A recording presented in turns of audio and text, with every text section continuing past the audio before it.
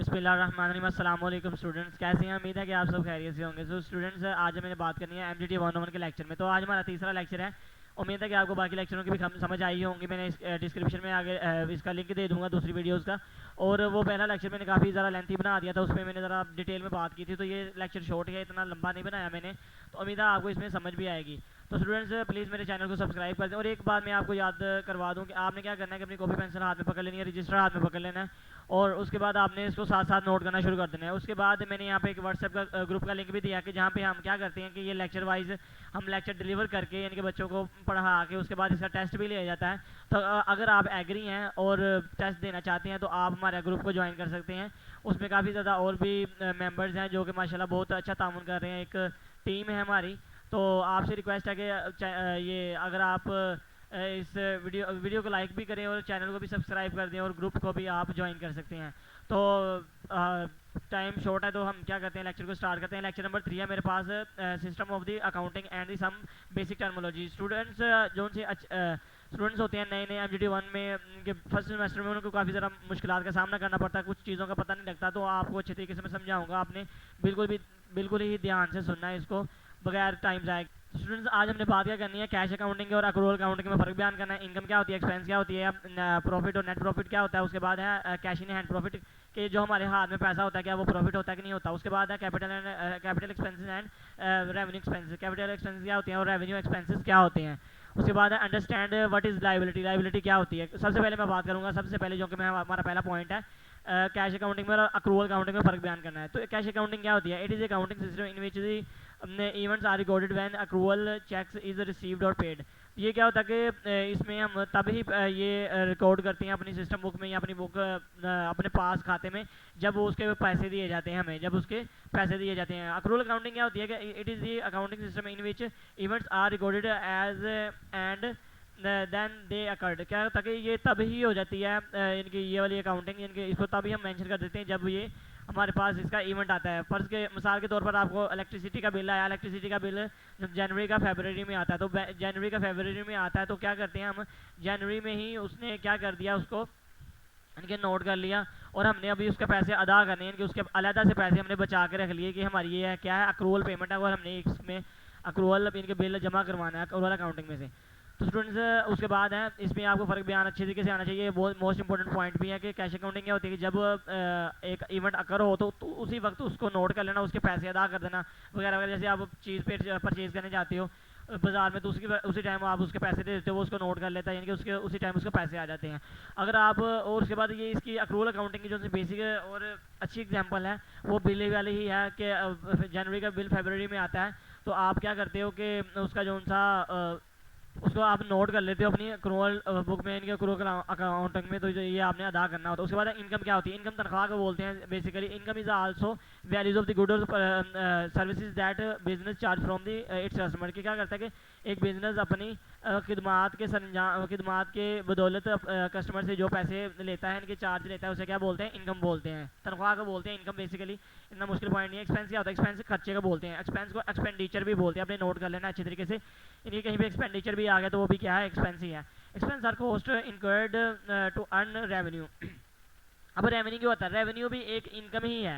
Expenses क्या होते हैं कि हम क्या करते हैं, इसमें से हम अपने अखराजात को पूरा करने के लिए जो हम अपनी कमाई को लगाते हैं, इनके कमाते हैं, उसे क्या बोलते हैं स्टूडेंट्स। यहाँ एक्सपेंसेस क्या होते हैं, हमारे अखराजात होते हैं जो कि हम अपनी रेवेन्यू को खर्च करके हम जो कि अपने अखराजात पूरे करते हैं, उन्हें एक्सपेंसेस बोलते हैं। उसके बाद है प्रॉफिट और नेट प्रॉफिट। क्या होता है प्रॉफिट और नेट प्रॉफिट। प्रॉफिट का आपको पता है फ़ायदा होता है, तो नेट प्रॉफिट क्या होता है। तो स्टूडेंट्स, मैं आपको बात बताते चलूँ कि आपने ये फार्मूला याद रखना है। पहले मैं स्टेटमेंट पढ़ देता हूँ। नेट प्रॉफिट और नेट इनकम और net profit is the amount by which amount exceeds expense is specific. ये आपने अच्छी तरीके से लाइन याद कर लेनी है, इसको रट्टा मार लेना आपने, ये आपके लिए बहुत अहम है। तो इसको समझते हैं क्या है। नेट प्रॉफिट जो सा होता है वो क्या होता है, इनकम माइनस एक्सपेंसेस। अपनी तनख्वाह में से अपने खर्चे माइनस कर दो, अपनी तनख्वाह में से अपने खर्चे माइनस कर दो, तो आपको क्या मिल जाता है, इसका वो इसका नेट प्रॉफिट मिल जाता है। प्रॉफिट वो अगर आपने प्रॉफिट किसी की चीज़ का फर्ज करें, आपकी 10,000 तनख्वाह है, आपका 8,000 खर्चा है, आपने खर्चे सारे उसके अदा कर दिए तो 2,000 रुपये आपको बच गया, तो वो क्या है आपका नेट प्रॉफिट। उसके बाद है students cash in hand and profit. जो हमारे पास हमारे हाथ में कैश होता है, क्या वो प्रॉफिट होता है कि नहीं होता। तो स्टूडेंट्स यहाँ पे आपने अच्छे तरीके से बात नोट कर लेनी है, ज़रा समझने वाली बात है, बुक पे काफ़ी लेंथी की हुई है, लेकिन मैं आपको कंसेप्ट बता देता हूँ।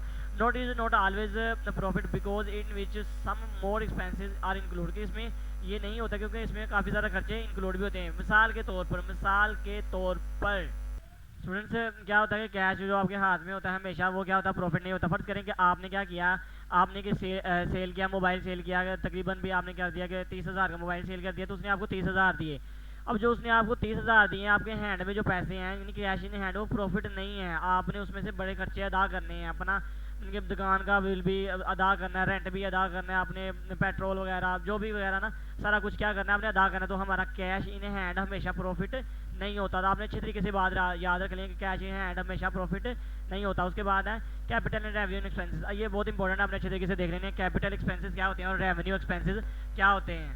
तो पहले मैं बात करूंगा रेवेन्यू एक्सपेंसेस क्या होते हैं। Revenue expenses that are provide benefit immediately are called revenue expenses. वो बेनिफिट, वो एक्सपेंसेस के जो वो खर्चा जो हमें फ़ौरन इमीडिएटली मतलब होता है फ़ौरन फ़ायदा पहुंचा दें, उसे क्या बोलते हैं, रेवेन्यू एक्सपेंसेस। रेवेन्यू एक्सपेंसेस फर्ज करेंगे हमने क्या किया कि अपनी ना बाइक में पेट्रोल डलवाया, तो उसने हमें क्या किया, उसी वक्त फ़ायदा पहुंचाया। यानी कि हमने कहीं बाजार वगैरह जाना तो हमने पेट्रोल डलवा लिया उसमें, तो क्या किया, हमने खर्चा किया पेट्रोल के ऊपर, तो उसने हमें तभी फ़ायदा दिया। तो ये क्या है, रेवेन्यू एक्सपेंसेस है। ये क्या है, रेवेन्यू एक्सपेंसेस। उसके बाद नीचे आता है कैपिटल एक्सपेंसेस। कैपिटल एक्सपेंसेस क्या होते हैं, ये देखिए ज़रा, those expenses who benefit last for a longer period are called capital expenses. वो एक्सपेंसेस जो हमें क्या, वो खर्चाजात जो हमें एक लंबे अरसे तक फ़ायदा दें, इनके लंबे अरसे तक फ़ायदा दें। फ़र्ज़ करें आपने एक कार खरीदी है, वो क्या करेगी, आपको लंबे अरसे तक क्या देगी, आपको फ़ायदा देगी। तो ये क्या इसमें आ जाता है, ये कैपिटल एक्सपेंसेस में आ जाता है। तो इसका बोलना नहीं है, इसका मिसहेव नहीं करना, तो इंपॉर्टेंट है। तो आपने इसकी एग्जांपल लिखनी है, इसकी बाइक वाले लिखने का पेट्रोल लिया था और ये हमारे उसने रेवेन्यू एक्सपेंसेस हैं। और इसके बाद आपने इसकी लिखनी है कि हमने कार ली है, तो